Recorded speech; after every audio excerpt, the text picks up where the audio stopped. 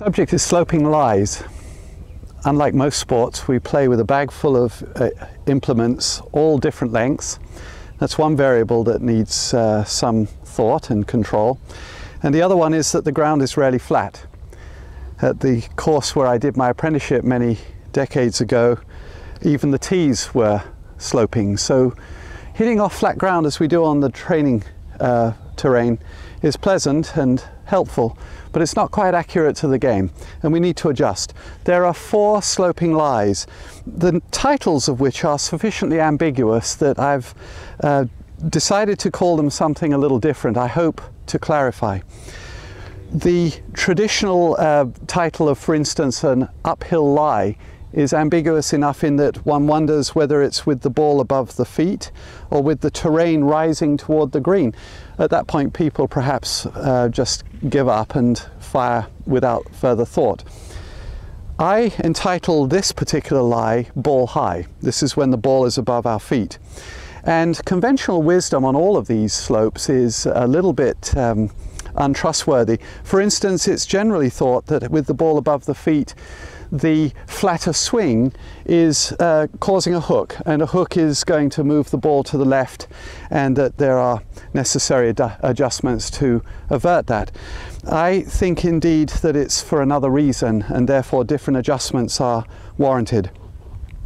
When we aim a golf club on flat ground, we generally aim the cutting edge, the bottom edge of the club face, perpendicular to the intended line. Now that two-dimensional evaluation is sufficient on flat ground, but in fact when we're hitting, we're certainly not planning on hitting with the edge of the club. We're expecting that this might happen. This club represents the ball flying off the club face. Again, on flat ground, aiming the bottom edge of the club perpendicular is satisfactory, but I'm not going to turn the club one way or the other, but simply with the ball above my feet. You'll notice that the ball now, with a club that still looks square, is shooting over my left shoulder.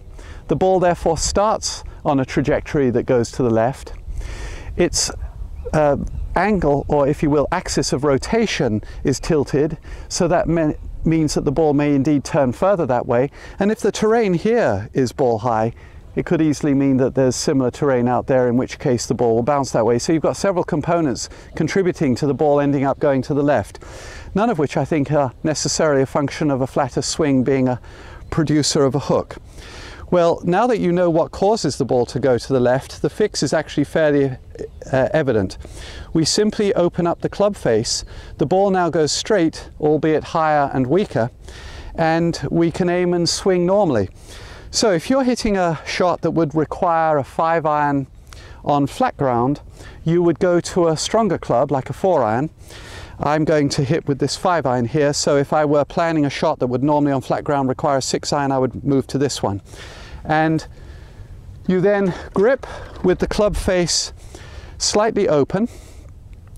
You may, and it's a little bit of a personal thing, grip down a ½ an inch. It depends a little on the circumstances and the nature of your swing.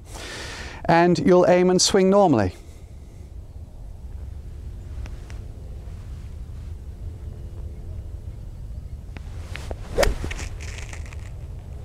If you draw the ball naturally, you'll see the same amount.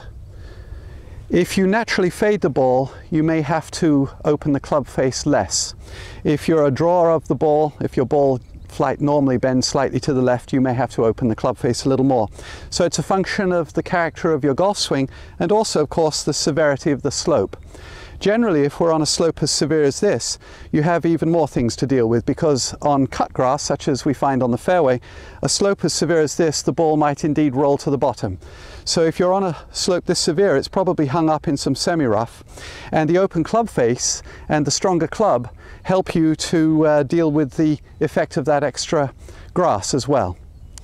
Now, the next lie is the opposite one. This is called ball low. So if we're now dealing with this one, where the ball is lower than the feet, the same geometric distortion occurs. A club that has the edge of the club perpendicular to the intended line of flight is still anticipating that the ball fly off the face in this fashion. And with the ball below the feet, that is starting the ball to the right. So we have to close the club face and that will de-loft the club and hit a lower ball flight. So we don't take a less powerful club. We don't drop, for instance, from a 6 to a 7. We'll stay with the 6 iron, but we'll close the club face and then anticipate a lower ball flight and more roll. This means that when you're approaching a green that perhaps has a bunker that's significant, you may decide you have to aim to the side of the bunker and roll past it rather than try to fly over it. You may on occasion also choose to hit a little softer because of the lower ball flight and more roll character as well. So I'm going to take the 6 iron, I'm going to slightly close the club face, but that by itself is not quite enough. Golf has us swinging and distributing our weight, transferring our weight to the left uniformly. And as we swing this way, the tendency of gravity is to throw us down the hill. Our right foot is trying to fall down the hill as we swing. If that indeed occurs, we double cross ourselves and hit the ball to the left, even if we've opened the club face. So we need to find out how to position our weight and our distance from the ball and angle of body to avert that. Quite simply, find a spot nearby that has the same terrain and take practice swings. And your job is to find out how to distribute your weight and distance from the ball on that slope. You'll find generally the conclusions are that you should stand slightly nearer, with the weight nearer the heels and a little bit more tipped over. And we close the club face slightly and then go through the same routine, standing in the way that that test indicated. This is the third of the 4 sloping lies, numbered in fact in difficulty. And so we're dealing with a slope which I call left foot high. The terrain is rising toward the target, and golf uniformly requires that we shift and swing to the left. And this slope is trying to throw us in the other direction. If it succeeds, we fall off the shot and risk either topping or even missing the ball. And determined not to repeat that on the next similar shot, we lean into the slope, the danger of which is that we then have the possibility of smashing into the ground, hitting possibly a bad shot and also endangering ourselves. To solve the riddle of those two elements is the principal goal here. The slope is augmenting the loft of the club and therefore throwing the ball higher and, we could argue, weaker. So you may at least go 1 club more powerfully than you might have done with a similar shot off flat ground. And if there's any amount of wind into your face, possibly 2, particularly since this slope tends to start and in fact turn the ball slightly to the left, depending a little on the nature of your swing, and you might find that it's best hit with the club very slightly open. So we take at least 1 club, possibly 2 more, slightly open the club face, and then stand entirely in our normal way, but perpendicular to the slope, not the horizon. That solves the riddle of smashing into the ground, but still leaves us vulnerable to tumbling down the hill and topping or missing. How we solve that riddle is this way. We move our high foot, the left foot, down the slope, which narrows the stance because we're not going to move the other foot, and then we stand on that foot. So now we have the body tilted to the right, but the weight distribution favoring the left. With the club face slightly open and a stronger club in our hand, we then aim and fire normally. I was able to transfer my weight and hit a higher ball, but straight with a slight draw. This is arguably the most difficult of the sloping lies. I entitled it Left Foot Low, for what I hope are now evident reasons. The terrain is descending toward the green. Weight shift is no longer a problem here because, as I mentioned with left foot high, golf requires that we shift our weight to the left. That's not a challenge on this slope. The problem with this slope is very significant, however. The ground is coming up to meet the club, and they will collide before you ever get to the ball, rendering any other adjustment you've made irrelevant. And so we need to solve that riddle before anything else we do has any relevancy, and here's how. The ball is simply moved back in the stance. If you move the ball's position back toward your right foot, you have a fair chance of meeting the ball at least synchronously with the ground, if not slightly before. That is simple enough, but it does bring with it some other obligations. At this point in the golf swing, the club has had insufficient time to square up or to achieve full loft. And so when we move the ball back to ensure that we strike it first or synchronous with the ground, the tendency is to hit this low squibby ball to the right.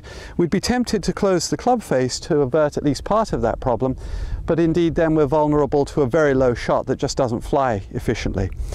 So similar to two of the other lies already, we indeed end up opening up the club face. Now we're going to take the same club we would have done on flat ground, but we will indeed anticipate a lower ball flight and more roll.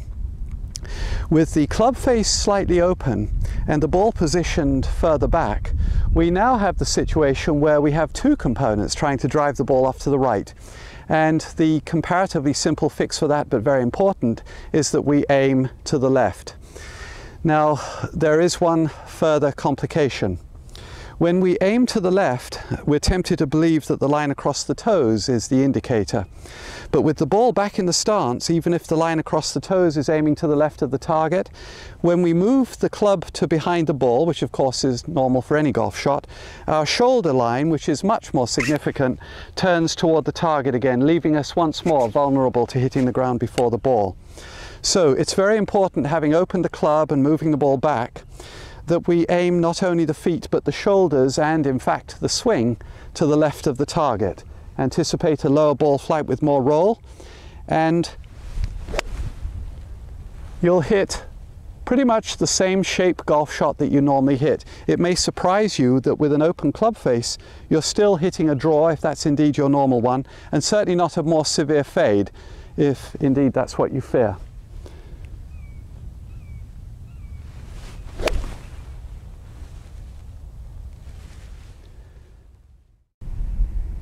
So one final word about how one might practice sloping lies. There are no naturally evident places to do this. It's generally frowned on to throw a dozen balls on the ground in the middle of the fairway when you're playing and start blasting 5 irons off a hill. And most driving ranges have flat terrain, and so they're no help. In fact, the only modern option is that you can practice sloping lies when you practice your short game. Many courses now have a very fine short game facility where they have a green surrounded by rough, hills, and perhaps the occasional bunker. And if you practice those shots, also mindful of the necessary adjustments because of the slope, in fact make sure that the only shots you hit are from some kind of slope requiring these adjustments, then you'll be gaining insight into how to make those adjustments even efficiently for the long shots.